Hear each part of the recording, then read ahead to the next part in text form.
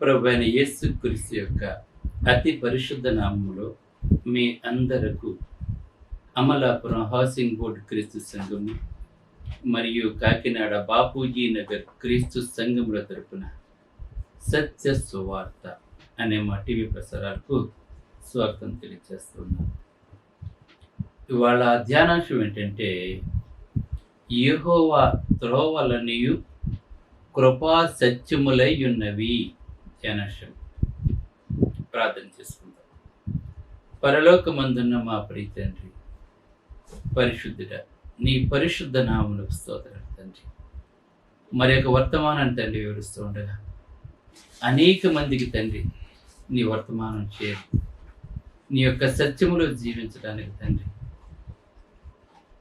నిన్ను వెంబడించడానికి తండ్రి ఈ ప్రసంగం సహాయపడేలా చేయమని వినయపూర్వకముగా యేసుక్రీస్తు యొక్క పరిశుద్ధ నామములో ఈ ప్రార్థన చేస్తున్నాను తండ్రి, ఆమేన్. ధ్యానాంశం ఏంటంటే యెహోవా త్రోవలనియు కృపా సత్యములై ఉన్నవని. ఇక్కడ కీర్తనకారుడు మాట్లాడుతున్నాడు. 25వ కీర్తన 10వ వచనం కనుక మనం పూర్తిగా చదివినట్లయితే, ఆయన చేసిన నిబంధనను, ఆయన నియమించిన శాసనములను గైకొను వారి విషయంలో అని మాట్లాడుతున్నాడు. ఇక్కడ దేవుడు తన ప్రజలతో ఒక నిబంధన చేశారు. నిబంధన అంటే ఏంటంటే దేవుడు ఏమైతే చెయ్యమని చెప్పారో అది మాత్రమే మనం చెయ్యాలి. మనకి పాత నిబంధన, క్రొత్త నిబంధన. పాత నిబంధనలో ధర్మశాస్త్రం ఉంది. ఆ ధర్మశాస్త్రాన్ని ఇశ్రాయేలు ప్రజలకు దేవుడు ఇచ్చాడు. ఆ ధర్మశాస్త్ర ప్రకారంగా కనుక వారు జీవించినట్లయితే దేవునికి ఇష్టలుగా ఉంటారు. దాంట్లో ఏం చెప్పాడు? నీ పూర్ణ హృదయంతో దేవుని ప్రేమించండి, నిన్ను వలె నీ పొరుగువారిని ప్రేమించండి, నరహత్య చేయవద్దు, దొంగిలించవద్దు, అబద్ధం మాట్లాడవద్దు, వ్యభిచారం చేయవద్దు, నీ పొరుగువాడిది ఏది కూడా ఆశించొద్దు. ఇవన్నీ కూడా దేవుడు చేసిన నిబంధన తన ప్రజలతో. కనుక దేవుడు చేసిన నిబంధనలను మనం గైకొన్నప్పుడు మన జీవితాలు శుభప్రదంగా, క్షేమకరంగా ఉంటాయి. అలాగే ఇప్పుడు మనకి కొత్త నిబంధన ఇచ్చాడు దేవుడు. అది రాతి పలకల మీద రాశాడు కానీ ధర్మశాస్త్రాన్ని, మనకైతే కొత్త నిబంధన మన హృదయాల మీద రాశాడు దేవుడు. శాశ్వత కాలం ఉండిపోయే నిబంధన కొత్త నిబంధన. అంటే పాత నిబంధనలోని ముఖ్యమైనవన్నీ కూడా తీసుకుని వచ్చి ఏవైతే ఆచరించడానికి యోగ్యముగా లేవో, అంటే బలులు కానీ, ఇంకా అలాగనే నైవేద్యాలు కానీ, పండగలు కానీ, అలాగనే తప్పు చేస్తే రాళ్లతో కొట్టడం కానీ చాలా కఠినమైన శిక్షలు ఉండేవి పాత నిబంధన కాలంలో. దేవుని కోపం వెంటనే వచ్చేసిందని తప్పు చేసినట్లయితే. వెంటనే దేవుని కోపం, దేవుని యొక్క ఉగ్రత వారి మీదకి వచ్చి వాళ్ళని సంహరించేసేదని అప్పట్లో. కనుక క్రొత్త నిబంధనలో అటువంటివి ఏమీ కూడా లేకుండా, పాత నిబంధనలో బహుభార్యత్వం కూడా తర్వాత వ్యాపించింది. కానీ కొత్త నిబంధన అలా కాదండి. ఒక పురుషుడు, ఒక స్త్రీ, అంటే ఒక నిబంధన అన్నమాట మనకి. అంటే కొత్త నిబంధన సంఘంలో మనం జీవిస్తున్నప్పుడు మనం ఎలా జీవించాలో దేవుడు మనకి ఆ నిబంధనలో మనకి తెలియజేస్తాడు. మనకి ఇశ్రాయేలు ప్రజలేమో పాత నిబంధన. పాత నిబంధన అంటే ధర్మశాస్త్రము. పస్కా పండుగలు చేయాలి వాళ్ళు, పర్ణశాల పండుగలు చేయాలి వాళ్ళు, ఇంకా పెంతెకొస్తు పండుగలు చేయాలి వాళ్ళు, బలు అర్పించాలి, నైవేద్యాలు చేయాలి, ఇంకా చాలా చాలా ఉన్నాయండి దాంట్లో. కానీ కొత్త నిబంధనలు అయితే ఇవన్నీ కూడా తీసివేసి ఆత్మతో సత్యంతో దేవుని ఆరాధించాలి. అలాగనే నీ పూర్ణ హృదయంతో దేవుని ప్రేమించాలి. అందులో ఏమైతే ఉన్నాయో పాత నిబంధన గ్రంథంలో ముఖ్యమైనవి, కొత్త నిబంధనలో కూడా దేవుడు వాటిని ఏర్పాటు చేయడం జరిగింది. ఇది మనం అందరము కూడా తెలుసుకోవాలి. మరి పాత నిబంధన ఎందుకు చదువుకోవాలి అంటే, దేవుడు సృష్టిని ఎలా చేశాడు, మానవ నిర్మాణం ఎలా జరిగింది, ఏ విధంగా సంతతి పెరిగింది, దేవుని ఆశ్రయించిన వారు ఏ విధంగా జీవించారు, దేవుని ఆశ్రయించిన వారు ఏ విధంగా నశించిపోయారో, ఇవన్నీ కూడా మనకు పాత నిబంధన మనకు తెలియజేస్తూ ఉంటుంది. అలాగనే దావీదు రాసిన కీర్తనలు కానీ, ఆసాపు రాసిన కీర్తనలు కానీ, సొలొమోను రాసిన కీర్తనలు కానీ, సామెతలు కానీ, ప్రసంగి గ్రంథం కానీ, ప్రవక్తలు ఏమైతే ప్రవచించారో యేసు ప్రభు గురించి అవన్నీ మనకు తెలియాలంటే పాత నిబంధన కూడా మనం చదవవలసిన వారమే అన్నాం. కనుక నిబంధన అంటే ఆయన చేసిన నిబంధనను మనం తూచ తప్పకుండా పాటించాలి. ఆనాడు ఇశ్రాయేల్ ప్రజలు ఆయన నిబంధనను త్రోసివేశారు కనుక దేవుడు మరలా ఏం చేశాడంటే మనకి క్రొత్త నిబంధనను దేవుడు మనకి అనుగ్రహించాడు దేవుడు మనకి. అందుకే ఇప్పుడు మనం ఏం చేయాలంటే సంపూర్ణంగా క్రొత్త నిబంధనను పూర్తిగా ఆచరించాలి. ఇవాళ చాలామంది ఏం చేస్తున్నారంటే ఇంకా పస్కా పండుగలు చేస్తున్నారు, పెంతెకొస్తు పండుగలు చేస్తున్నారు, పర్ణశాల పండుగలు చేస్తున్నారు, విశ్రాంతి దినాన్ని ఆచరిస్తున్నారు. కొత్త నిబంధనలో దేవుడు ఏమీ చెప్పలేదని మనకి, అవన్నీ నిషిద్ధం అయిపోయినాయండి మనకి. అంటే వాక్యం తెలియక వాళ్ళు ఏం చేస్తున్నారంటే ఇంకా వాటిని అనుసరిస్తూ ఉన్నారండి వాడు. ఇంకా ఆ పండుగ ఈ పండుగ అని చెప్పి ఏదో పండుగను చేస్తున్నారండి వాడు. కొత్త నిబంధనలో ఒక్క పండుగ కూడా మనకు లేదని మనకి. ప్రతి ఆదివారం కూడా మనకు పండుగ మనకి. ప్రతి ఆదివారం ప్రతి ఆదివారం ఆత్మతో ఆరాధించమని దేవుడు ఆజ్ఞ ఇచ్చినాడు మనకి. కనుక నిబంధన ప్రకారంగా మనం జీవించాలి మనం. అలానే మత్తయి సువార్త 5వ అధ్యాయంలో ప్రభువైన యేసుక్రీస్తు వారు కొండ మీద చేసిన ప్రసంగం చూడండి. ఆయన మాట్లాడే సువార్తలు, ఆయన మాట్లాడే ప్రతి మాట కూడా ఎంతో విలువైనదండి. కనుక ఇవన్నిటిని కూడా మనం అనుసరించాలి మనం. అంతేకాదు ఆయన నియమించిన శాసనములను గైకొనాలి. అంటే దేవుడు ఏమైతే చెప్పాడో వాటిని ఖచ్చితంగా మనం గైకొనాలండి. గైకొన్నప్పుడు అప్పుడు ఏం చేస్తాడంటే యెహోవా త్రోవలన్నీ కృపాసత్యములై ఉన్నాయి. ఎవరైతే ఆయన నిబంధనలు శాసనాలని అనుసరిస్తూ ఉంటారో ఏం చేస్తాడు దేవుడు, అనుసరిస్తున్న వారి త్రోవలన్నీ కూడా ఎలా ఉంటాయంటే మన ముందు ఆయన నడుస్తూ ఉంటాడు, వెనకాల మనల్ని నడిపిస్తూ ఉంటాడండి. ఆయన కృప ఎల్లప్పుడూ కూడా మన మీద ఉంటుంది. అందుకే కృపాసత్యములైన ఆయన త్రోవలన్నీ కూడా కృపాసత్యములై ఉన్నాయి. అంటే ఈ నిబంధన ప్రకారంగా మనం జీవించినప్పుడు, ఆయన ప్రతి శాసనాన్ని మనం గైకొన్నప్పుడు దేవుడు ఏం చేస్తాడంటే మన మీద కృప చూపిస్తుంటాడు. మనము సత్యమును అనుసరించి జీవిస్తున్నా గనక మనం వెళ్ళే ప్రతి చోట్లోనూ ఆయన మనకు తోడుగా ఉంటాడు. మనం ఏం చేసినా కూడా దేవుడు సఫలీకృతం చేస్తూ ఉంటాడు మనకి. దేవుని నిబంధన తిరస్కరించినట్లయితే దేవుని ఉగ్రతకు మనం గురైపోతాం. ఇప్పుడు కృపకాలంలో ఉన్నా కూడా మనము ఏమవుతుందంటే దేవుడు చూచి చూడనట్లు ఊరుకున్నాడు ఆ జ్ఞాన కారణం. కానీ ఇప్పుడైతే ఖచ్చితంగా మనకు ఒక ఒడంబడిక మనకి ఇచ్చాడు కనుక ఆ ప్రకారం కనుక మనం చేయకపోయినట్లయితే దేవుని తీవ్రమైన శిక్షకు అంటే నరకానికి మనం గురైపోతూ ఉంటాం మనం. కానీ దేవుడు దీర్ఘశాంతం గలవాడే. ఇప్పుడు వెంటనే పనిష్మెంట్లు మనకి ఇవ్వట్లేదు, ఎందుకంటే కృపాకాలంలో ఉన్నాం కనుక. మన పాత నిబంధనలు అయితే కృపాకాలంలో లేదండి, వెంటనే శిక్ష వచ్చేసిందండి. తప్పు చేసిన వెంటనే చనిపోయేవారండి వాడు. కానీ ఇప్పుడైతే దేవుడు దీర్ఘశాంతము గలవాడే ఉన్నాడండి. ఈవేళ ఇంతమంది యేసుక్రీస్తుని దూషిస్తున్నా, యేసుక్రీస్తుని పరుషమైన పదాలతో వాళ్ళు మాట్లాడుతున్నా దేవుడు ఎందుకు ఏం చేయట్లేదు? ఈవేళ అబద్ధం ప్రజలిపోతున్నా కూడా దేవుడు ఎందుకు ఆపటం లేదండి? కృపాకాలంలో ఉన్నాం మనం. ఎందుకంటే నిజం తెలుసుకుంటారని, సత్యం తెలుసుకుంటారని, ఇప్పటికైనా మారుతారని చెప్పి దేవుడు ఎంత అబద్ధం ప్రచారం అవుతున్నా కూడా, అబద్ధ బాధకులు ఎక్కువైపోతున్నా కూడా, విగ్రహారాధన ఎక్కువైపోతున్నా కూడా ఆయన ఎందుకు పనిష్మెంట్ అవ్వట్లేదంటే ఏ ఒక్కరూ కూడా నశించుకోకూడదండి. అయితే దేవుడు చూస్తాడు. ఆ తర్వాత దేవుడు పరిధి మించింది అంటే అప్పుడు మనకి పనిష్మెంట్ వస్తూ ఉంటుంది దేవుడు. కానీ చాలా అవకాశాలు ఇస్తాడు దేవుడు మనకి. దేవుడు శిక్షించే ముందు మనకు చాలా అవకాశాలు ఇస్తాడు మనకి. మారు మనసు పొందామా మనం రక్షించబడుతుంటాం మనం. అందుకే ఆయన ఎవరైతే నిబంధనలు శాసనాలు గైకుంటారో వారి మీద దేవుని యొక్క కృప ఉంటుంది. వారిని దేవుడు ప్రేమిస్తూ ఉంటాడు. వారి చేయనిదంతా కూడా క్రీస్తులో సఫలీకృతం చేస్తూ ఉంటాడు. ఉదాహరణ చూసినట్లయితే ఆదికాండం 5వ అధ్యాయం 24 చూసినట్లయితే హానోకు దేవునితో నడిచెను, తరువాత అతనిని తీసుకుని పోయిన కనుక అతను లేకపోయినని మాట్లాడుతున్నాడు. 365 సంవత్సరాలు బ్రతికాడండి హానోకు. 65 సంవత్సరాల తర్వాత బిడ్డలను కన్న తర్వాత 65 సంవత్సరాల తర్వాత దేవుడు అతను 300 సంవత్సరాలు దేవునితో నడిచాడండి. అతను గమనించండి, ఇక్కడ మనం దేవుడు ఏం చెప్తే అది చేశాడండి. మనకు బైబిల్ ఏం తెలియజేస్తుందంటే అతను దేవునితో నడిచినందండి. వాళ్ళు ఏం మాట్లాడుకున్నారు, మరి ఏమేమి చేశారో మనకు తెలియదు. కానీ బైబిల్ అయితే హానోకు విషయంలో కనుక మనం చూసినట్లయితే అతడు దేవునితో నడిచాడని చెప్పి 300 సంవత్సరాలు దేవునితో నడిచాడు కనుక దేవుడు అతన్ని తీసుకుని పోయింది కనుక అతనికి లేడు అని చెప్పి మనకి దైవ గ్రంథం మనకు తెలియజేస్తుంది. అలాగే హానోకు భార్య ఉంది, పిల్లలున్నారు, కుటుంబం ఉంది, అయినా కానీ దేవునితో నడిచాడు.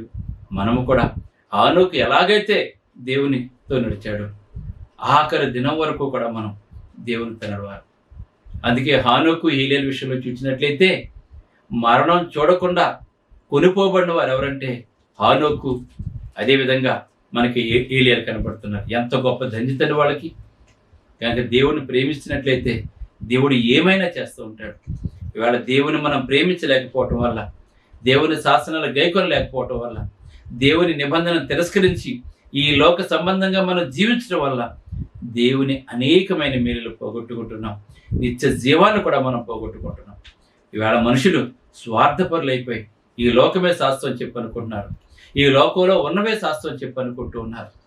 మన జీవితం ఆవిరి ఉంటుందని, అంతలో మాయమైపోయేదని ఇవాళ చాలామంది గుర్తించడం లేదని, ఇంకా ఆస్తి సంపాదన దాచుకోవటానికి వాళ్ళు ఎక్కువగా ప్రాధాన్యత ఇస్తున్నారు. కానీ అయ్యో, నేను దేవుని యొక్క నిబంధనను గైకొనాలి, ఆయన శాసనాలను గైకుంటేనే ఆయన కృప నా మీద ఉంటుంది, నా త్రోవలు సరళం చేస్తూ ఉంటాడు, నా కుటుంబం మీద దేవుని హస్తం ఉంటుంది, నా బిడ్డల మీద దేవుని హస్తం ఉంటుంది కనుక దేవునితో నేను నడవాలని చెప్పి ఈవేళ ఎంతమంది జీవిస్తున్నారండి. ఈవేళ ప్రకృతి చక్రంలో చుట్టూ తిరుగుతున్నారు వాళ్ళు, ప్రకృతి ఒడిలో వాళ్ళు జీవిస్తున్నారండి. వాళ్ళు ఈ ప్రకృతిలో ఉన్న సంతోషాలు అవే శాస్త్రం అని చెప్పి అనుకున్నారండి. ఈవేళ ఎంత చెప్పినా కూడా మార్పు రాని మనుషులు అనేక మంది కనబడుతున్నారండి. ఈవేళ క్రైస్తవులైన ట్యాగ్ లైన్ మాత్రమే కనబడుతుంది, కానీ చాలా మందిలో క్రియలు ఉండట్లేదండి. అందుకే ధర్మశాస్త్రము వినినవాడు గొప్పవాడు కాదు, కానీ ధర్మశాస్త్రం ప్రకారంగా జీవించిన వాడు గొప్పవాడు అని చెప్పి దేవలేఖనం తెలియజేస్తుంది. ఈవేళ వాక్యాన్ని అందరూ వింటున్నారు, కానీ అందరూ గైకొనట్లేదండి. అందరూ వాక్యానుసారంగా జీవించడం లేదండి. ఈవేళ 90% వాక్యానుసారంగా జీవించడం లేదండి. ఈవేళ నామకార్థ క్రైస్తవులు, ఈ జీవితకాలం మట్టికి వాళ్ళ క్రైస్తవులండి. చనిపోయిన తర్వాత పరలోకం ఉందని, అక్కడ నిత్య సంతోషం ఉందని, అక్కడ దేవుని యొక్క దూతలు ఉంటారని, దాన్ని గురించి అసలు ఎవ్వరూ కూడా ఆలోచించట్లేదండి. ఈ లోకంలో ప్రసంగాలు కూడా భౌతిక సంబంధంగానే చేస్తున్నారు తప్ప, నీ కష్టాలు పోతే, నీ సమస్యలు పోతే, నీ జబ్బుతో ఇదే ప్రసంగాలు తప్ప నిత్య జీవం గురించి ఎవరూ మాట్లాడట్లేదండి. వాళ్ళు నిత్య జీవం గురించి మాట్లాడితే ఎవరు వినరండి. వాళ్ళు నువ్వు గొప్పడైపోతావు, ధనవంతుడైపోతావు, నీ ప్రార్థన ఎలా, ఇవన్నీ కూడా వాళ్ళు వింటున్నారండి. వాళ్ళు కనుక అటువంటి వారిగా మనం ఉండకూడదని తెలియజేస్తున్నాడు. ఇంకా చూసినట్లయితే దేవుడు అబ్రహాంతో మాట్లాడుతున్నాడు. ఆదికాండం 17:1 చూసినట్లయితే ఇంకా అబ్రహాం అని పేరు పెట్టలేదండి. 99 ఏండ్ల వాడైనప్పుడు అండి యెహోవా అతనికి ప్రత్యక్షమయ్యాడు, అబ్రహాముకు ప్రత్యక్షమయ్యాడండి. ప్రత్యక్షమైన తర్వాత నేను సర్వశక్తి గల దేవుడిని మాట్లాడుతున్నాడండి అబ్రహాం తోటి. మన దేవుడు సర్వశక్తి గల దేవుడు అండి.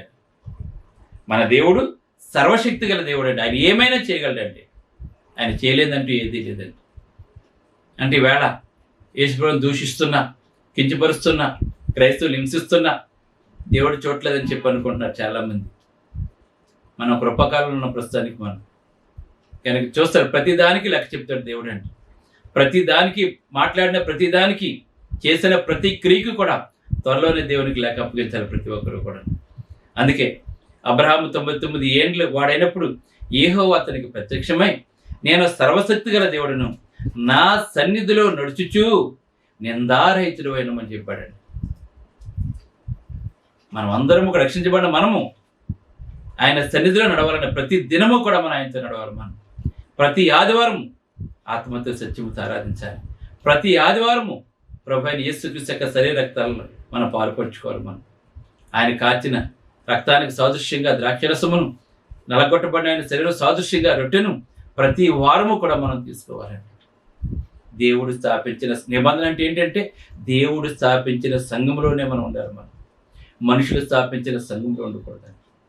మనుషులు కల్పించిన పద్ధతులు దేవోపదేశాలుగా మనం వినకూడదు, వాటిని నమ్మకూడదండి. మనం కొత్త నిబంధన క్రైస్తవులు ఎలాగైతే ఆరాధన చేశారో, శిష్యులు ఏమైతే మనకు బోధించారో అదే మనం చేయాలి. మనం ఇది ప్రతి ఒక్కరు కూడా తెలుసుకోవాలి. మనం కనుక అబ్రహాంతో చెప్తున్నాడు, నా సన్నిధిలో నడుచుచు నిందారహితుడు కూడా మనం చెప్పాడండి. ఈవేళ మనము కూడా ప్రతి ఆదివారం ఆత్మతో సత్యంతో ఆరాధిస్తూ, ప్రార్థిస్తూ, వాక్యమందును సహవాసమందును రొట్టె విచ్చడిని ఎడతెక్క మనం జీవిస్తూ మనం నిందారహితులుగా దేవునికి ఇష్టలుగా మనం ఉందాం. అబ్రహాము నిందారహితుడిగా ఉన్నాడు. అంతేకాకుండా ఆయన సన్నిధిలో ఆయన ఏం చెప్తే చేసేవాడు, ఎక్కడికి వెళ్ళమంటే అది చేసేవాడు అండి.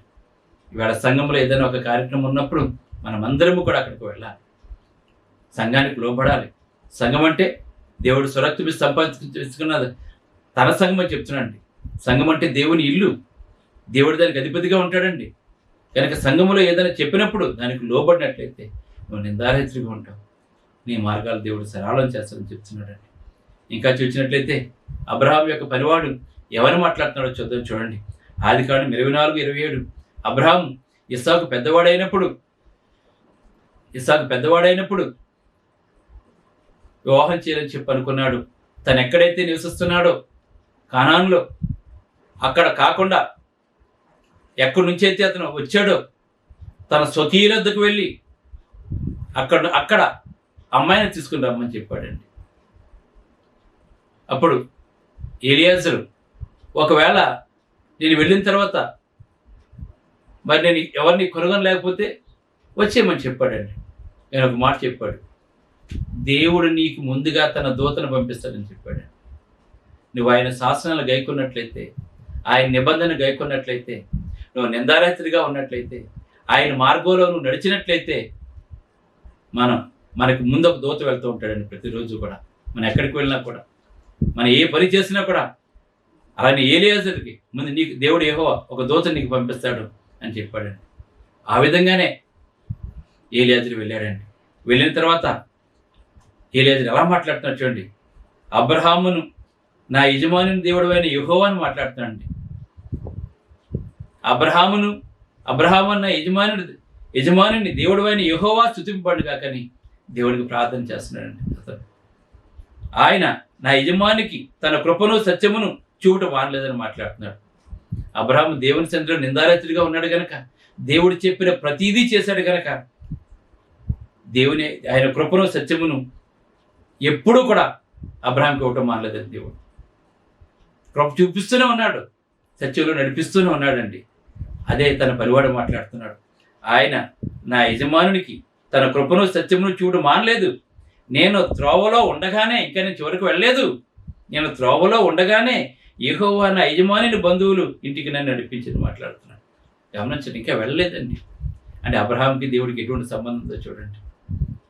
అబ్రహాంకి తన కుమారునికి వివాహం చేయాలని చెప్పి అనుకున్నప్పుడు ఆయన నిందారహితుడు గనక, దేవుని నిబంధన పూర్తిగా నెరవేర్చినటువంటి వాడు గనక, ఆయన ఏం చెప్పినా తూచా తప్పకుండా చేశాడు గనక ఆయన తన దూతను పంపించాడు. ఎక్కడైతే పెండ్ల కుమార్తె ఉందో ఆ ఇంటికి తీసుకెళ్ళాడండి. మనము కూడా దేవుని చిత్తానుసారంగా జీవించినట్లయితే దేవుడు మనకు కూడా ఆయన కృప ఎల్లప్పుడూ కూడా మన మీద ఈ విధంగానే చూపిస్తూ ఉంటాడు. అందుకే ఆయన త్రోవలన్నీ కృపా సత్యములు, ఆయన త్రోవలో మనం నడవాలని. ఇంకా కీర్తన గ్రంథం 37, 23, 24 చూసినట్లయితే, ఒకని నడత యెహోవా చేతనే స్థిరపరచబడును, వాని ప్రవర్తన చూచి ఆయన ఆనందించును. గమనించండి, మన ప్రవర్తన చూచి దేవుడు ఆనందించాలి. అబ్రహాం తన కుమారుని బలిస్తున్నప్పుడు నిజంగా దేవుడు ఎంత సంతోషించాడంటే, నువ్వు నీ కుమారుని కంటే నన్ను ఎక్కువగా ప్రేమించావు. కానీ వేళ మనము మన బిడ్డను ప్రేమించినంతగా మన దేవుని ప్రేమించాం. మన బిడ్డను ప్రేమించినంతగా ప్రభువైన యేసుక్రీస్తు చేసిన త్యాగాన్ని మనం జ్ఞాపకం చేసుకోవడం. చాలామంది వేళ మన బిడ్డలకు ఖర్చు పెట్టేంతగా అందులో కనీసం 0.1% కూడా మనం దేవుని ఖర్చు పెట్టం. మనం స్వార్థపరులు అయిపోతున్నాం అనేవాడు. కానీ అబ్రహాం మీద దేవుడు సంతోషించండి. అందుకే ఒకని నడత యెహోవా చేతనే స్థిరపరచబడును, వాని ప్రవర్తన చూచి ఆయన ఆనందిస్తాడండి. అబ్రహాం చూసి ఆనందించాడండి, మోషేని చూసి ఆనందించాడండి. ఈ ప్రజలందరినీ చంపేస్తానంటే వద్దు ప్రభు అంటే మోషేని బట్టి ఆనందించాడండి. గమనించండి, ఇక్కడ మనల్ని బట్టి దేవుడు సంతోషించాలి. అటువంటి జీవితాన్ని మనం జీవించాలి. యెహోవా అతని చెయ్యి పట్టుకునేవాడు గనక, మనం దేవుని కృపాసత్యాలు మన మీద ఉన్నట్లయితే ఆయన మన చెయ్యి పట్టుకుంటాడు గనుక అతడు నేల పడినను లేవలేక ఉండడండి, తిరిగి మళ్ళీ లేచిపోతాడండి. ఎందుకని? దేవుడు మన చెయ్యి పట్టుకుని నడిపిస్తున్నాడు. మనం తెలుసుకోవాలి. నువ్వు ఆయన త్రోవలో నడిచినట్లయితే, ఆయన నిబంధన గైకొన్నట్లయితే, ఆయన చెప్పిన వల్ల నువ్వు చేసినట్లయితే నువ్వు ఎప్పుడు పడిపోయినా కూడా తిరిగి లేపుతాడు దేవుడు. నీ చెయ్యి పట్టు లేపుతాడు. ఇవన్నీ నీకు కావాలంటే నూతన నిబంధన క్రైస్తవుడిగా నువ్వు జీవించు. దేవుడు చెప్పిన ప్రతీదీ చేయను, విని వదిలిపెట్టే. అప్పుడు దేవుడు నీకు తోడుకుంటాడు. ఇంకా అపోస్తుల కార్యం 10:30 చూసినట్టయితే, ప్రతి జనములోనూ ఆయనకు భయపడి నీతిగా నడుచుకుని వాడిని ఆయన అంగీకరించును.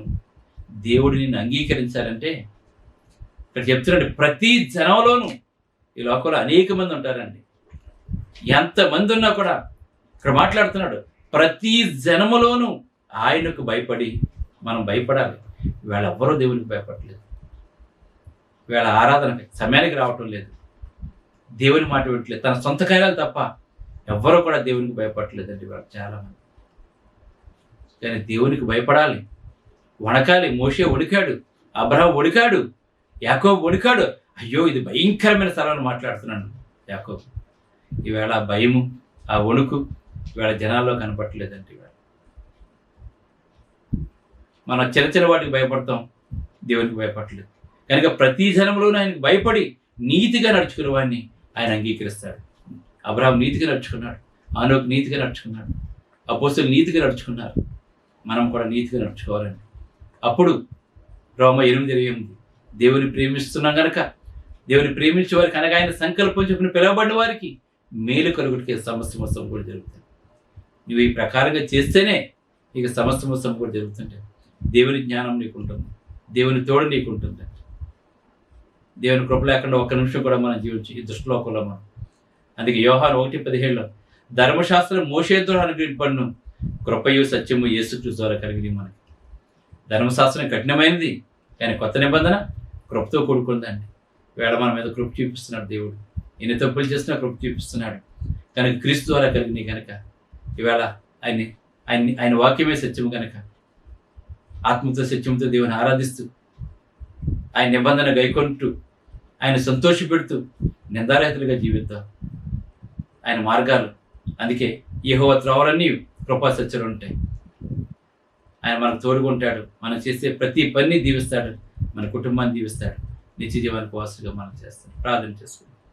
పరలోకమందున్న మా ప్రియ తండ్రి, పరిశుద్ధుడా నీ పరిశుద్ధ నామమునకు స్తోత్రం తండ్రి. కృపా సత్యములన్నీ కూడా నీ త్రోవలు ఉన్నాయి ప్రభు. ఎవరైతే నీ శాసనాలు గైకుంటారో, నీ నిబంధనకు లోబడతారు తండ్రి, వారు ఎన్నిసార్లు పడినా తిరిగి లేస్తారు. ఎందుకంటే చేపట్టుకుని లేపుతావు కనుక నాయన. కనుక కృపాకాలంలో మమ్మల్ని జీవింపజేస్తున్నావు తండ్రి. మేము తప్పు చేసినప్పుడు మమ్మల్ని క్షమిస్తున్నావు తండ్రి. అందుకే మేము సజీవులు ఉంటున్నాం కనుక ప్రతి ఒక్కరూ నిత్య జీవానికి వాసులుగా ఉంటానికి ఏ విధంగా జీవించాలి ప్రసంగం సహాయపడలేదు క్రీస్తుని కొంచున్నాం తండ్రి. ఆమె బ్రదర్ జార్జ్ రాజు వారా, church of Christ, housing board, Amalapuram, near KIMS medical college, Konaseema district 532001. Mobile number 9848730355, 9293317487. Email ID georgerajuvara@gmail.com. Website www.helpingforpoor.com.